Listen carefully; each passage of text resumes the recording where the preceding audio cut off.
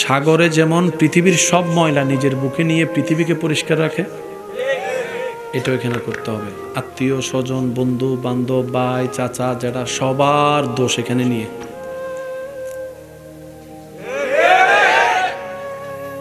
যার এটা শক্তিশালী হয় তার নিয়ামত বাড়ে। সইবেন যত পাইবেন তত। পাওয়ার শর্তই হচ্ছে সওয়া। আমি চিনি না আপনার এলাকায় কাউকে তেমন, তবে আমি বলছি মিলে কিনা দেখেন। আপনার এলাকায় এমন কিছু বর্তমান টাকাওয়ালা ধনী ব্যক্তি আছে যাদের ছোটবেলায় এক বেলা ভাত জুটে নাই, এমনও অনেক সময় গিয়েছে এমন মানুষ এলাকায়। পড়ালেখা করার মতো তেমন সুযোগ পাই নাই, এমনও অনেক মানুষ 10টা টাকার জন্য 10টা টাকার জন্য একদিন 2 দিন অপেক্ষা করে ইনকাম করতে পারে নাই। এমন অনেক মানুষ আজকে লক্ষ লক্ষ টাকার মালিক। ধৈর্যের কারণে, সবরের কারণে, তাওয়াক্কুলের কারণে আল্লাহর রহমত তাকে দান করেছে। এমন মানুষ আছে না না? এবার আওয়াজ দিয়ে বলেন, দেওয়ার মালিক কে? হায়াত দেওয়ার মালিক কে? ইজ্জত দেওয়ার মালিক কে? সম্পদ দেওয়ার মালিক কে? সন্তান দেওয়ার মালিক, জ্ঞান দেওয়ার মালিক, সমস্যা সমাধান করে দেওয়ার মালিক তিনি আছে। শুনি নাই? তিনি আছে, তিনি দেখে, তিনি শুনে, সাহায্য করতে পারে, দিতে পারে, সেই একজন আছে। তাহলে আমাদের এত টেনশন করার দরকার কি? টেনশন তো তার যার মালিক নাই। বুঝবেন কথাটা বাপ? যে কুত্তার মালিক থাকে সে কুত্তাকে কেউ আঘাত করতে পারে না, মামলা হয়ে যায়। আর যে কুত্তার মালিক থাকে না, সেই কুত্তা রাস্তার মধ্যে গাড়িতে পড়ে গেল কোনো খবর। মাথায় রাখবেন, আমরা সে বান্দা যার মালিক। বলেন না, আমরা সেই বান্দা যার মালিক, আমরা সেই উম্মত যার মালিক। তা আমরা বান্দা হিসেবেও ব্যবহারিস নই, উম্মত হিসেবেও তো ব্যবহারিস নই। টেনশন আমাদের করার দরকার কি? আমরা পাই না শুধু নিজের দোষে। একটু আগে আপনারা দেখেছেন 4 জন সৌভাগ্যবান যাদের মাথায় সম্মানের পাগড়ি পরে দেওয়া হয়েছে। আর একটু জোরে বলি, একজন মা বাবার জন্য আজকের মুহূর্তটা কত আনন্দের। এতগুলা মানুষের সামনে যখন ওনার সন্তানকে মাথায় পাগড়ি পরিয়ে সম্মানিত করা হয়, আমার মনে হয় ওনার মা বাবা, ওনাদের মা বাবা দিলটা আজকে অনেক বড় হয়ে গেছে। কি আপনাদের কি মনে হয়? দিলটা অনেক বড় হয়ে গেছে না? আল্লাহ তাআলা প্রত্যেকটা মা বাবাকে সন্তানের কারণে সম্মানিত দান করুন। এটা জীবনের অনেক বড় একটা পাওয়া। সন্তানের কর্মে যদি মা বাবার সুনাম হয়। সচরাচর যুবক ভাইয়ের একটু মনোযোগ দিবি, সচরাচর বাবার নামে, মায়ের নামে সন্তানের পরিচয়। কিন্তু একজন মা বাবার জন্য সবচেয়ে বড় গর্বের হয়, বাবা বলে আমার পরিচয় যদি আমার সন্তানের নামের কারণে হয়, এটাই আমার জীবনের সবচেয়ে বড় পাওয়ার মধ্যে অন্যতম একটা পাওয়া। কথা বলেন ঠিক কি না? এটা বাবার জন্য অহংকারের হয়, গর্বের হয়, শুকরিয়ার হয় যে আজকে আমার সন্তানের নামে আমি পিতাকে চিনতে পারছে সবাই। সুবহানাল্লাহ জোরে বলি। আল্লাহ আমরা যারা সন্তানরা আছি, মা বাবার চোখের নয়নের মণি হয়ে থাকার তৌফিক দান করুন। আমাদের জীবন যেন মা বাবার চোখের পানির কারণ না হয়, আল্লাহ আমাদেরকে সে তৌফিক দান করুন। যেই মুকুটটা, যে তাজটা এখানে পরানো হয়েছে, এটা তো সাময়িক সময়ের জন্য পরানো হয়েছে, খুলে ফেলা হবে। আসল তাজ তো হাসরের ময়দানে পরানো হবে। আরেকটু আস্তে করে বলেন। আসল তাজ তো হাসরের ময়দানে পরানো হবে হাফেজে কোরআনের মা বাবার মাথায়। আরো জোরে বলেন। এখানে পেয়েছেন সন্তান, হাসরে পাবেন মা বাবা। মা বাবা জিজ্ঞেস করবে, আল্লাহ আমি তো তেমন নেক আমলের যোগ্য ব্যক্তি নই, আজকে এত কোটি কোটি কোটি কোটি বান্দার সামনে আমার মতো পাপীর মাথায় তুমি জান্নাতি একটা মুকুট পরায় দিচ্ছ, আল্লাহ ব্যাপারটা কি, আমি কি করলাম? রব বলে যে তুমি কিছু করো নাই, তোমার সন্তান করেছে, তোমার সন্তান করেছে। সুবহানাল্লাহ বলতে থাকে, তোমার সন্তান করেছে। আল্লাহ আমার সন্তান কি করলো? রব বলে যে তোমার সন্তান গাজার মধ্যে যায় নাই, নেশার মধ্যে যায় নাই, মেয়েদের পিছনে ঘুরতে যায় নাই। একটু আওয়াজ দিয়ে বলেন না ঠিক কিনা? জীবনটাকে অপচয় করে নাই, বরং আমি রবের কালামুল্লাহকে দিন রাত পরিশ্রম করে শীতের দিনেও নিজের সেই শীতকে পিছনে ফেলে ঠান্ডা পানি দিয়ে অজু করে ভোর রাত্রে ঘুমকে হারাম করে কোরআন তেলাওয়াত করতে চলে গিয়েছে, কোরআন তেলাওয়াত করতে চলে গিয়েছে। নিজের ভিতর কোরআনুল করিমকে, যে আমার কোরআনকে সম্মান দিয়ে অন্তরে লালন করেছে, ওই সন্তান যেই মা বাবার কারণে দুনিয়ার আলো দেখেছে, আমি আল্লাহ সন্তানকেও দান করব, সন্তানের উসিলায় মা বাবাকেও ইজ্জত দান করবো। সুবহানাল্লাহ। আল্লাহ আমাদেরকে সে তৌফিক দান করুন। মনে রাখবেন ভাইয়া, সৃষ্টিতে ইজ্জত সম্মানের চাইতে দামি কিছু সম্পদ নাই। যদি সম্মান দিয়ে শাক দিয়েও বাদ দেওয়া হয়, আপনার জন্য অনেক কিছুর আয়োজন করার ইচ্ছা ছিল, মন তো আছে, সামর্থ্য নাই, সামর্থ্য নাই। আমার ভাঙ্গা করে ভাঙ্গা চকিতে ভাইয়া ভালো জায়গায় বসতেও দিতে পারি নাই। আল্লাহ যা তৌফিক দিয়েছে, একটু শাকভাত আপনার জন্য ডালভাত আয়োজন করেছি, একটু খেয়ে যাবেন, একটু খেয়ে যাবেন। আপনার সেই দিনের খাওয়াটা 5 স্টারের সেই পরিবেশে খাওয়ার চাইতো দিলটা বড় শান্তির হয়ে যাবে। কথা বলেন ঠিক কিনা? একজন মানুষের জীবনের সবচেয়ে দামি সম্পদের নাম কি? ইজ্জত এবং সম্মান। বলেন ইজ্জত এবং আর এই দুইটা জিনিস আল্লাহ থেকে নিতে হয়। একটু জোরে বলি, এটা কোত্থেকে আসে? আপনারা দেখেন অনেক সময় মানুষ শুধু সামান্য একটু ইজ্জত পাওয়ার জন্য কত টাকা খরচ করে, কত কৌশল, শুধু একটু ইজ্জতের জন্য। দেখা যায় 3-4 দিন, 5 দিন, 7 দিন, 1 বছর, 2 বছর পর আর ইজ্জতটা। মনে রাখবেন, যেটা রব থেকে আসবে আজীবন থেকে যাবে, আজীবন রয়ে যাবে। কোরআন ডাক দিয়ে বলে ওয়ালিল্লাহিল ইজ্জাতু ওয়ালিরাসূলিহি ওয়ালিল মুমিনিন। বিশ্ববাসী জেনে রাখো, যেই ইজ্জত সম্মান সবচেয়ে বড় চাওয়া মানুষের, সেই ইজ্জত আমি আল্লাহর জন্য, সেই ইজ্জত আমার নবী রাসূলের জন্য, আর সেই ইজ্জত কিয়ামত পর্যন্ত আমার বান্দাদের ভিতরে যে সমস্ত বান্দারা শয়তানের গালে জুতার বাড়ি দিয়ে আমি রবকে খুশি করতে থাকবে, মুমিনত্ব তাদের ভিতরে থাকবে, নেক আমলের সাথী হবে, আমি আল্লাহ তারা যেখানেই থাকুক ইজ্জতের ব্যবস্থা করে দিব। মনে রাখবেন ভাইয়েরা, ইসলামের মতো সহজ কোনো ধর্ম নাই। সুবহানাল্লাহ বলি ভাই, মনোযোগ আছে সবার ইনশাআল্লাহ।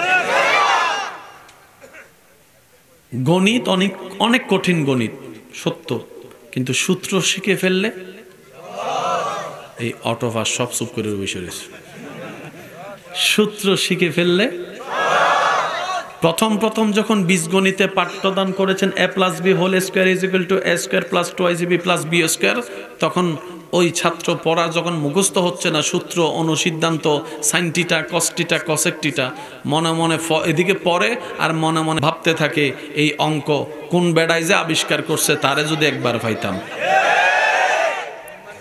একটু জোরে বলেন, তারে যদি একবার পাইতাম, দরকার হলে আজীবন জেল খাটতাম, তারপরও তার কল্লা খাইতে হইতাম। আর সেই গণিত যদি এত কঠিন হয়, আপনার এলাকায় এত গণিতের টিচার কোত্থেকে আসলো? গণিতের টিচার আছেন আপনাদের এলাকায়? ওনাকে গিয়ে জিজ্ঞেস করেন, স্যার আমরা তো গণিত দেখলে গায়ে জ্বর উঠতে যায়, আপনি তো দেখেন গণিতের টিচার, ব্যাপার কি?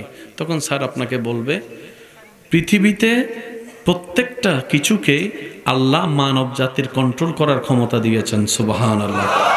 মানুষ, মনে রাখবেন এই কথাটা, মানুষ মন থেকে দৃঢ়তার সাথে যেটার পিছনে একবার লেগে থাকবে একদিন না একদিন সেটা তার হাসিল হবেই হবে হবে হবে।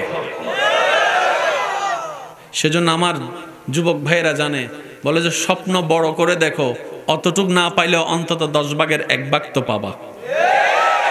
গোল্ডেন A+ এর আশায় নামে তুমি পরীক্ষা দাও, অন্তত A গ্রেড হলো তো তুমি পাবা। লক্ষ্য যদি বড় থাকে পাওয়াটাও তোমার বড় হবে।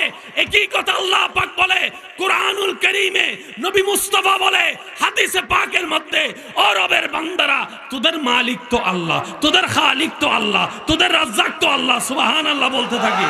তোদের মালিক আল্লাহ, তোদের রাজ্জাক আল্লাহ, তোদের স্রষ্টা আল্লাহ, তোদের দাতা আল্লাহ, তোদের মালিক আল্লাহ, তোদের সৃষ্টিকর্তা আল্লাহ। ওনার ভান্ডারে তো কমতি নাই, মন ছোট রাখবি তো রাখবি কেন তুই? তো ওনার ভান্ডারে তো কোনো অভাব নাই, তুই অভাবের মধ্যে ইচ্ছা আসবি না কেন? বান্দারে ওই আল্লাহর কাছে মন খুলেছা, মন খুলেছা, মন খুলেছা, মন খুলেছা, ইচ্ছা মতো চাইতে চাক। তোর কাজ হচ্ছে চাওয়া, তোর জন্য যখন যেটা কল্যাণ, তোর রব সময় মতো সেটাই তোকে দান করবে।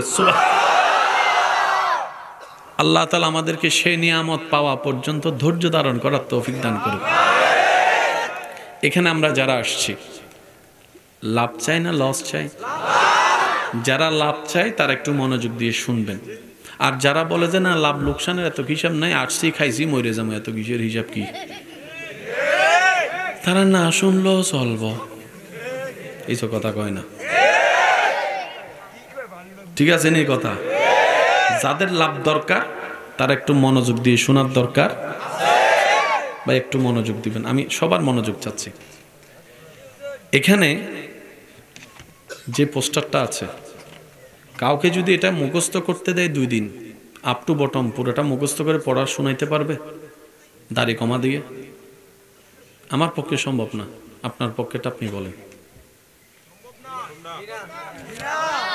যুবকরা আওয়াজ চাচ্ছে, আমি একটু আওয়াজ দেন না ভাইয়া। রাত্রেবেলায় প্যারাগ্রাফ মুখস্থ করে সকালে যাইয়া প্রথম লাইন ভুলে গেছে, এরকম অনেক। সামনে জনের গুতাই প্রথম লাইন কস না, প্রথম লাইন। যুবকরা আওয়াজ দেন, আছে না? আমি শুনি নাই, আছে না? সারা রাত বরবর জাননি ভাই বোর্ড মুখস্থ করছে, সকালে যাই প্রথম লাইনটা জানি কি, প্রথম লাইনটা জানি কি।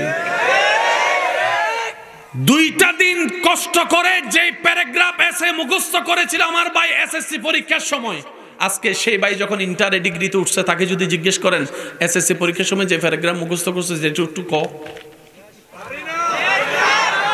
সত্যি বলেন? এবার আমার ভাই কি 2 সপ্তাহ পরিশ্রম করে নাই? এখন নাই কেন? তখন আমার ভাই উত্তর দিবে এটা মুখস্থ করছিলাম লেখার লাগা, লেখাও শেষ। আওয়াজ দেন, লেখাও শেষ। জোরে বলতে হবে, লেখাও শেষ।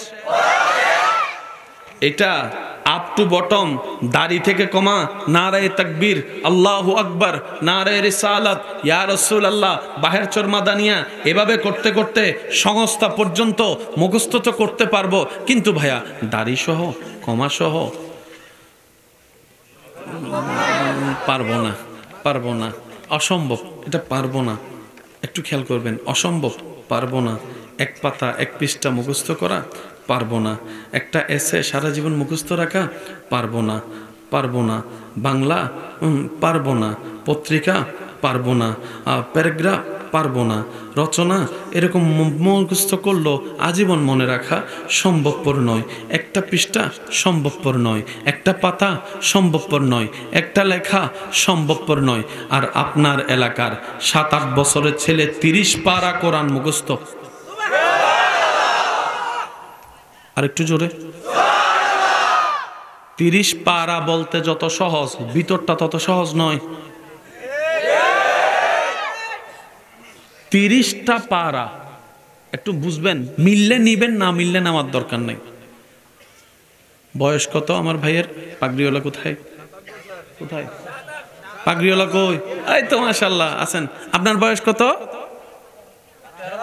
13 বছর। আপনার বয়স?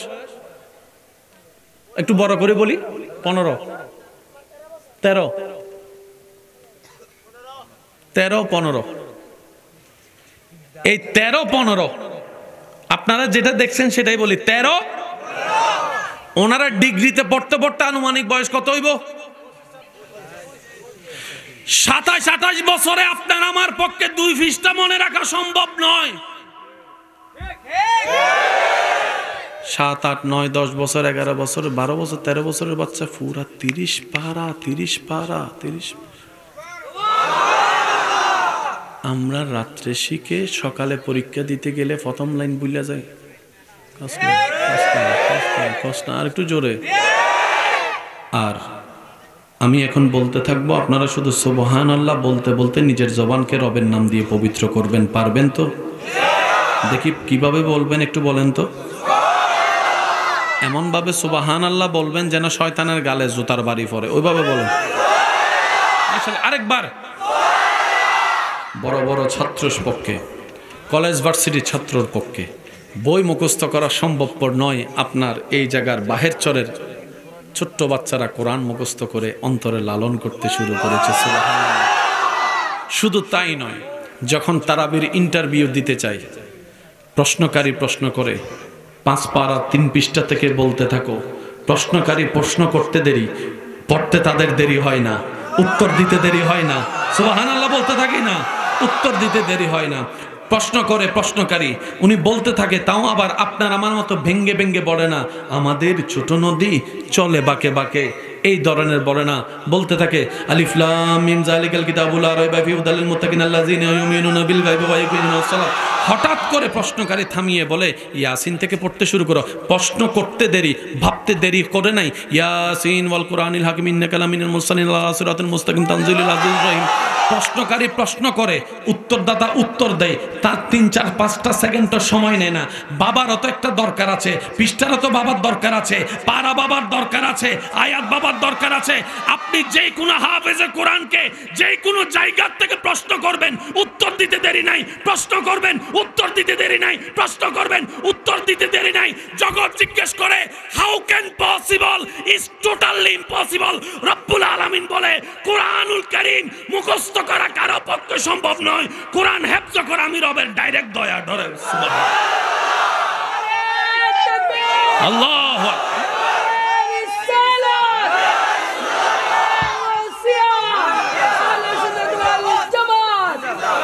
উচ্চাওয়াজে বলেন সুবহানাল্লাহ। এই কথাই যারা যারা একমত আছেন ডান হাত তুলেন। এবার বলেন সুবহানাল্লাহ। কয় পারা? আস্তে করে কইেন, শয়তানে শুনে। সূরা কয়টা? সূরা কয়টা? প্রশ্ন করে উত্তর দিতে দেরি নেই, প্রশ্ন করে উত্তর দিতে দেরি নেই, প্রশ্ন করে উত্তর দিতে দেরি নেই। এই ঘটনা ইংরেজির ক্ষেত্রে ঘটে না, বাংলার ক্ষেত্রে ঘটে না, ফার্সির ক্ষেত্রে ঘটে না, কোরআনের ক্ষেত্রে। একটা অনুরোধ করব, রাখবেন, প্রত্যেকটা মাহফিলকে ইসলামের ক্লাস মনে করবেন। প্রত্যেকটা জুমার দিন ইসলামের ক্লাস, সাপ্তাহিক ক্লাস। এই জিনিসটা মাথায় বসাতে পারলে আমাদের ভিতরটা পরিবর্তন হবে। আওয়াজ দিয়ে বলেন ঠিক কিনা? আমরা অনেক সময় মাহফিলে এসে অনেক হাসি ঠাট্টা করি না, এটা এই জায়গাকে অন্ধকার করে ফেলে। কবরস্থানের পাশ দিয়ে যদি আপনার হাসি হাসি কথা বলতে চাইতে ইচ্ছা করে, বুঝবেন আপনার এটা অন্ধকার হয়ে গেছে।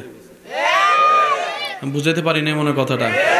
কোনো মুরব্বীকে আপনি দাঁড়ায় থাকতে দেখছেন, আপনি বসে আছেন, কিন্তু আপনার থেকে বসতে থেকে দাঁড়াইতে ইচ্ছা করতেছে না ওনাকে জায়গা দেওয়ার জন্য। বুঝে নেবেন আপনার এটা অন্ধকার হয়ে যাচ্ছে, শক্ত হয়ে যাচ্ছে, পাথর হয়ে যাচ্ছে। এবার আমি প্রথমে কি বলেছিলাম, আমরা কি লস চাই না লাভ চাই? যার যার লাভের দরকার তাদের এই ভাবনার দরকার। কথা বলেন ঠিক কি? সাগরে যেমন পৃথিবীর সব ময়লা নিজের বুকে নিয়ে পৃথিবীকে পরিষ্কার রাখে, এটা এখানে করতে হবে। আত্মীয় স্বজন, বন্ধু বান্ধব, ভাই চাচা, যেটা সবার দোষ এখানে নিয়ে।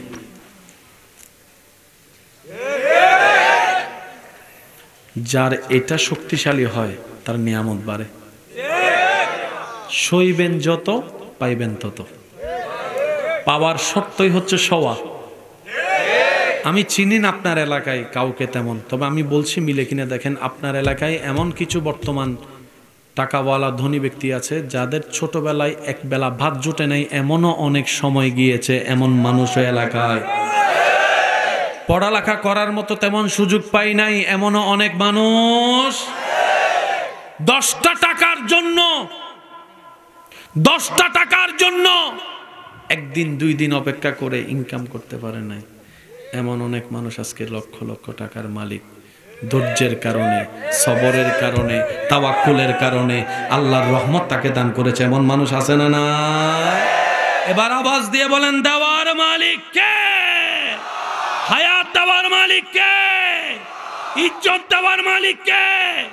সম্পদ দেওয়ার মালিক কে? সন্তান দেওয়ার মালিক, জ্ঞান দেওয়ার মালিক, সমস্যা সমাধান করে দেওয়ার মালিক তিনি আছে।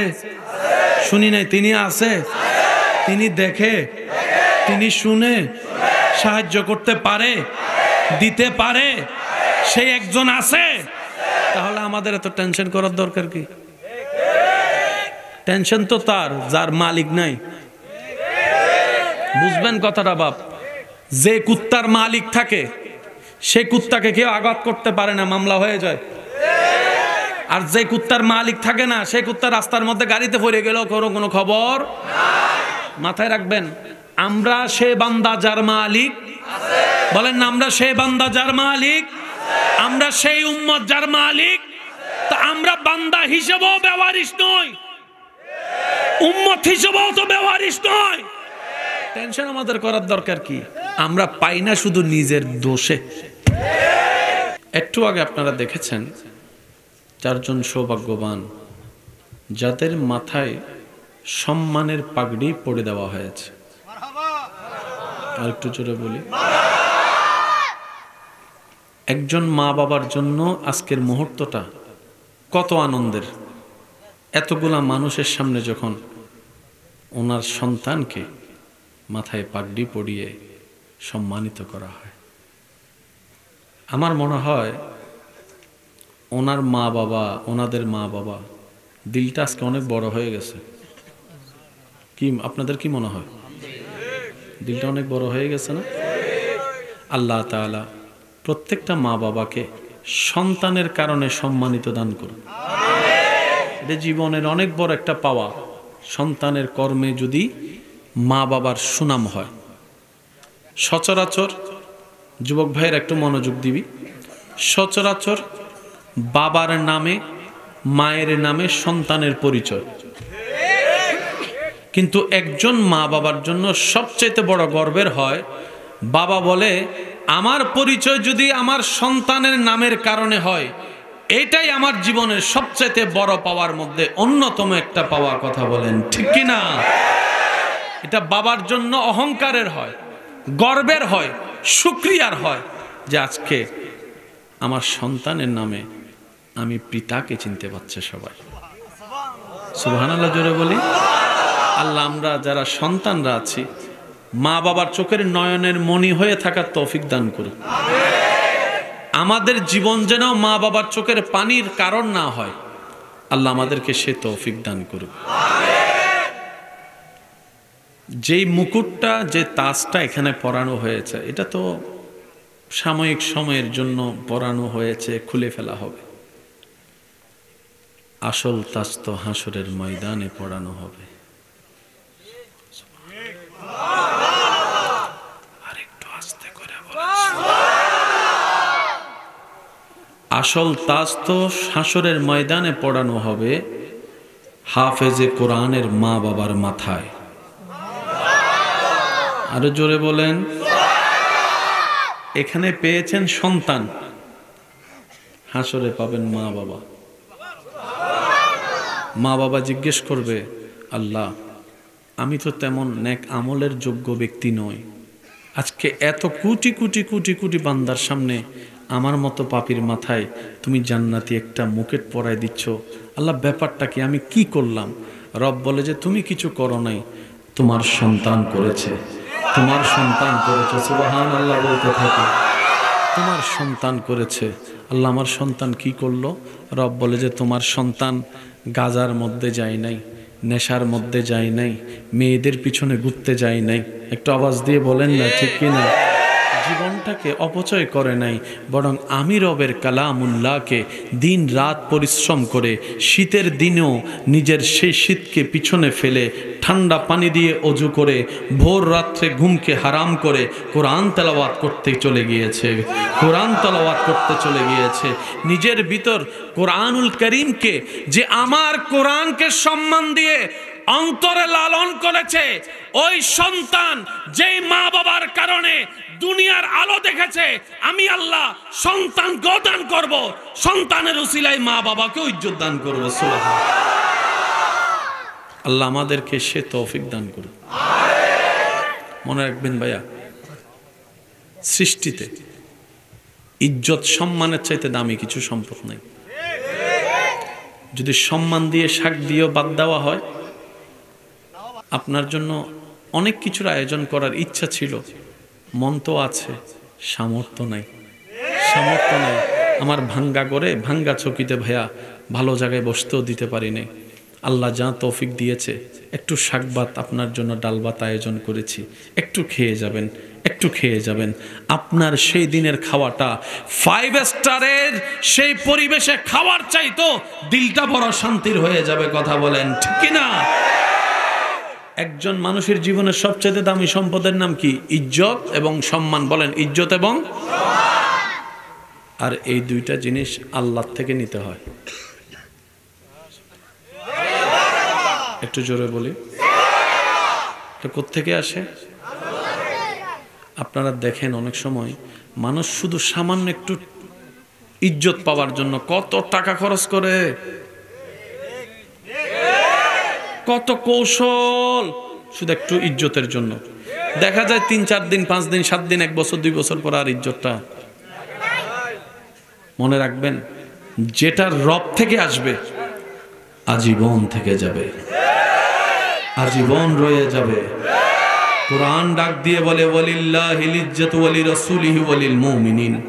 বিশ্ববাসী জেনে রাখো, যে ইজ্জত সম্মান সবচেয়ে বড় চাওয়া মানুষের, সেই ইজ্জত আমি আল্লাহর জন্য, সেই ইজ্জত আমার নবী রাসূলের জন্য, আর সেই ইজ্জত কিয়ামত পর্যন্ত আমার বান্দাদের ভিতরে যে সমস্ত বান্দারা শয়তানের গালে জুতার বাড়ি দিয়ে আমি রবকে খুশি করতে থাকবে, মুমিনত্ব তাদের ভিতরে থাকবে, নেক আমলের সাথে হবে, আমি আল্লাহ তারা যেখানেই থাকুক ইজ্জতের ব্যবস্থা করে দিব।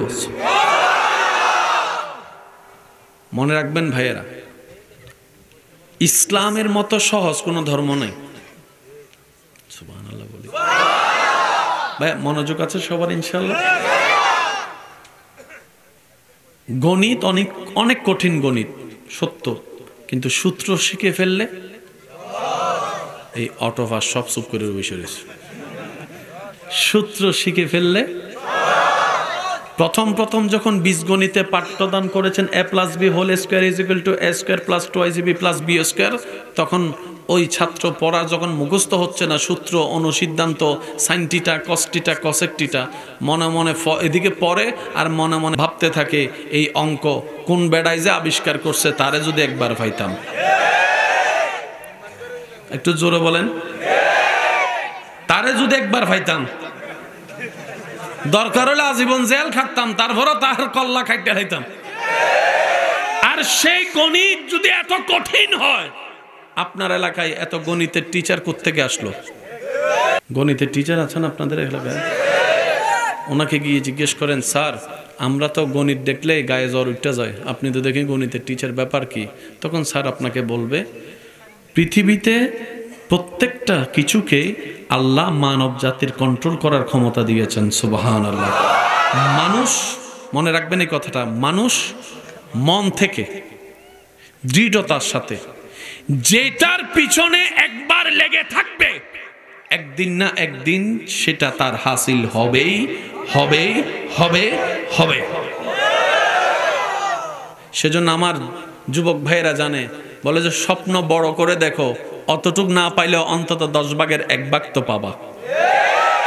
গোল্ডেন এ প্লাসের আশায় নামে তুমি পরীক্ষা দাও, অন্তত এ গ্রেড হলো তো তুমি পাবা। লক্ষ্য যদি বড় থাকে পাওয়াটাও তোমার বড় হবে। একই কথা আল্লাহ পাক বলে কুরআনুল কারীমে, নবী মুস্তাফা বলে হাদিসে পাকের মধ্যে, ও রবের বান্দারা, তোদের মালিক তো আল্লাহ, তোদের খালিক তো আল্লাহ, তোদের রাজ্জাক তো আল্লাহ। সুবহানাল্লাহ বলতে থাকি। তোদের মালিক আল্লাহ, তোদের রাজ্জাক আল্লাহ, তোদের স্রষ্টা আল্লাহ, তোদের দাতা আল্লাহ, তোদের মালিক আল্লাহ, তোদের সৃষ্টিকর্তা আল্লাহ। ওনার ভান্ডারে তো কমতি নাই। মন ছোট রাখবি তো রাখবি কেন তুই? তো ওনার ভান্ডারে তো কোনো অভাব নাই, তুই অভাবের মধ্যে ইচ্ছা আসবে না কেন? বান্দারে ওই আল্লাহর কাছে মন খুলেছা, মন খুলেছা, মন খুলেছা, মন খুলেছা, ইচ্ছা মতো চাইতে চাক। তোর কাজ হচ্ছে চাওয়া, তোর জন্য যখন যেটা কল্যাণ, তোর রব সময় মতো সেটাই তোকে দান করবে।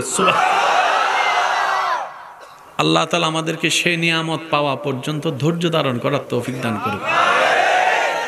এখানে আমরা যারা আসছি, লাভ চাই না লস চাই? যারা লাভ চাই তারা একটু মনোযোগ দিয়ে শুনবেন। আর যারা বলে যে না লাভ লোকসানের এত হিসাব নাই, আসছি খাইছি মরে যাবো, এত কিসের হিসাব কি, তারা না শুনলেও চলবো, এইসব কথা কয় না। ঠিক আছে নি কথা? যাদের লাভ দরকার তারা একটু মনোযোগ দিয়ে শোনার দরকার, বা একটু মনোযোগ দিবেন। আমি সবার মনোযোগ চাচ্ছি। এখানে যে পোস্টারটা আছে, কাউকে যদি এটা মুখস্থ করতে দেয় 2 দিন, আপ টু বটম পুরোটা মুখস্থ করে পড়া শোনাইতে পারবে দাড়ি কমা দিয়ে? আমার পক্ষে সম্ভব না, আপনার পক্ষেটা আপনি বলেন। যুবকরা আওয়াজ চাচ্ছে, আমি একটু আওয়াজ দেন না ভাইয়া। রাত্রেবেলায় প্যারাগ্রাফ মুখস্থ করে সকালে যাইয়া প্রথম লাইন ভুলে গেছে, এরকম অনেক। সামনে জনের গুতাই প্রথম লাইন কস না, প্রথম লাইন। যুবকরা আওয়াজ দেন, আছে না? আমি শুনি নাই, আছে না? সারা রাত বরবর জাননি ভাই বোর্ড মুখস্থ করছে, সকালে যাইবা প্রথম লাইনটা জানি কি, প্রথম লাইনটা জানি কি। 2টা দিন কষ্ট করে যে প্যারাগ্রাফ এসে মুখস্থ করেছিল আমার ভাই এসএসসি পরীক্ষার সময়, আজকে সেই ভাই যখন ইন্টারে ডিগ্রিতে উঠছে, তাকে যদি জিজ্ঞেস করেন এসএসসি পরীক্ষার সময় যে প্যারাগ্রাফ মুখস্থ করছে, যে একটু ক, সত্যি বলেন? এবার আমার ভাই কি 2 সপ্তাহ পরিশ্রম করে নাই? এখন নাই কেন? তখন আমার ভাই উত্তর দিবে এটা মুখস্থ করছিলাম লেখার লাগা, লেখাও শেষ। আওয়াজ দেন, লেখাও শেষ। জোরে বলতে হবে, লেখাও শেষ। এটা আপ টু বটম, দাড়ি থেকে কমা, নারায়ে তাকবীর, আল্লাহু আকবার, নারায়ে রিসালাত, ইয়া রাসূলুল্লাহ, বাহের চর মাদানিয়া, এভাবে করতে করতে সংস্থা পর্যন্ত মুখস্থ তো করতে পারবো, কিন্তু ভাইয়া দাড়ি সহ কমা সহ পারবো না, পারবো না, অসম্ভব, এটা পারবো না। একটু খেয়াল করবেন, অসম্ভব, পারবো না। 1 পাতা 1 পৃষ্ঠা মুখস্থ করা পারবো না। একটা এসে সারা জীবন মুখস্থ রাখা পারবো না, পারবো না। বাংলা পারবো না, পত্রিকা পারবো না, প্যারাগ্রাফ পারবো না, রচনা এরকম মুখস্থ করলো আজীবন মনে রাখা সম্ভবপর নয়। একটা পৃষ্ঠা সম্ভবপর নয়, একটা পাতা সম্ভবপর নয়, একটা লেখা সম্ভবপর নয়। আর আপনার এলাকার 7-8 বছরের ছেলে 30 পারা কোরআন মুখস্থ। আর একটু জোরে, 30 পারা বলতে যত সহজ, ভিতরটা তত সহজ নয়। 30টা পারা, একটু বুঝবেন, মিললে নিবেন, না মিললে নেওয়ার দরকার নেই। বয়স কত আমার ভাইয়ের? পাগড়িওয়ালা কোথায়? কোথায় পাগড়িওয়ালা? কই? এই তো মাশাআল্লাহ আছেন। আপনার বয়স কত? 13 বছর। আপনার বয়স? একটু বড় করে বলি, 15, 13, 15। এই 13-15 আপনারা যেটা দেখছেন সেটাই বলি, 13। ওনারা ডিগ্রিতে পড়তে পড়তে আনুমানিক বয়স কত হইব? 27-28 বছরে আপনার আমার পক্ষে 2 পৃষ্ঠা মনে রাখা সম্ভব নয়। 7, 8, 9, 10 বছর, 11 বছর, 12 বছর, 13 বছরের বাচ্চা পুরা 30 পারা, 30 পারা, 30। আমরা রাত্রে শিখে সকালে পরীক্ষা দিতে গেলে প্রথম লাইন ভুলে যাই। কষ্ট না, কষ্ট না, কষ্ট না, কষ্ট না, আর একটু জোরে। আর আমি এখন বলতে থাকবো, আপনারা শুধু সুবহানাল্লাহ বলতে বলতে নিজের জবানকে রবের নাম দিয়ে পবিত্র করবেন। পারবেন তো? দেখি কিভাবে বলবেন, একটু বলেন তো। এমনভাবে সুবহানাল্লাহ বলবেন যেন শয়তানের গালে জুতার বাড়ি পড়ে, ওইভাবে বলেন। আরেকবার। বড় বড় ছাত্রর পক্ষে, কলেজ ভার্সিটির ছাত্রর পক্ষে বই মুখস্থ করা সম্ভবপর নয়। আপনার এই জায়গার বাহের চরের ছোট্ট বাচ্চারা কোরআন মুখস্থ করে অন্তরে লালন করতে শুরু করেছে। সুবহানাল্লাহ। শুধু তাই নয়, যখন তারাবির ইন্টারভিউ দিতে চাই, প্রশ্নকারী প্রশ্ন করে 5 পারা 3 পৃষ্ঠা থেকে বলতে থাকো। প্রশ্নকারী প্রশ্ন করতে দেরি, পড়তে তাদের দেরি হয় না, উত্তর দিতে দেরি হয় না। সুবহানাল্লাহ বলতে থাকি না, উত্তর দিতে দেরি হয় না। প্রশ্ন করে প্রশ্নকারী, উনি বলতে থাকে, তাও আবার আপনার আমার মতো ভেঙ্গে ভেঙ্গে বলে না, আমাদের ছোট নদী চলে বাঁকে বাঁকে, এই ধরনের বলে না। বলতে থাকে আলিফ লাম মিম যালিকাল কিতাবুল লা রাইবা ফিহি হুদাল লিল মুত্তাকিন আল্লাযিনা ইউমিনুনা বিল গায়বি ওয়া ইয়াকিমুনাস সালাত। হঠাৎ করে প্রশ্নকারী থামিয়ে বলে, ইয়াসিন থেকে পড়তে শুরু করো। প্রশ্ন করতে দেরি, ভাবতে দেরি করে নাই। ইয়াসিন ওয়াল কুরআনিল হাকিম ইন্নাকা লামিনাল মুরসালিন আলা সিরাতিল মুস্তাকিম তানজিলুল আজিজির রহিম। প্রশ্নকারী প্রশ্ন করে, উত্তরদাতা উত্তর দেয়, তার 3, 4, 5টা সেকেন্ডও সময় নেয় না। বাবারও তো একটা দরকার আছে, পৃষ্ঠারও তো বাবার দরকার আছে, পারা বাবার দরকার আছে, আয়াত বাবার দরকার আছে। আপনি যে কোনো হাফেজে কোরআনকে যে কোনো জায়গা থেকে প্রশ্ন করবেন, উত্তর দিতে দেরি নাই। প্রশ্ন করবেন, উত্তর দিতে দেরি নাই। প্রশ্ন করবেন, উত্তর দিতে দেরি নাই। জগৎ জিজ্ঞেস করে, how can possible, is totally impossible. রব্বুল আলামিন বলে, কোরআনুল কারীম মুখস্থ করা কারো পক্ষে সম্ভব নয়, কোরআন হেফজ করা আমি রবের ডাইরেক্ট দয়া ধরে। আল্লাহু আকবার।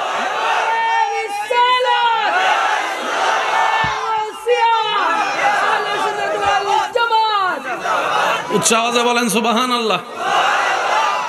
এই কথাই যারা যারা একমত আছেন ডান হাত তুলেন। এবার বলেন সুবহানাল্লাহ। কয় পারা? আস্তে করে কইেন, শয়তানে শুনে। সূরা কয়টা? সূরা কয়টা? প্রশ্ন করে উত্তর দিতে দেরি নেই, প্রশ্ন করে উত্তর দিতে দেরি নেই, প্রশ্ন করে উত্তর দিতে দেরি নেই। এই ঘটনা ইংরেজির ক্ষেত্রে ঘটে না, বাংলার ক্ষেত্রে ঘটে না, ফার্সির ক্ষেত্রে ঘটে না, কোরআনের ক্ষেত্রে। একটা অনুরোধ করব, রাখবেন, প্রত্যেকটা মাহফিল কি ইসলামের ক্লাস মনে করবে।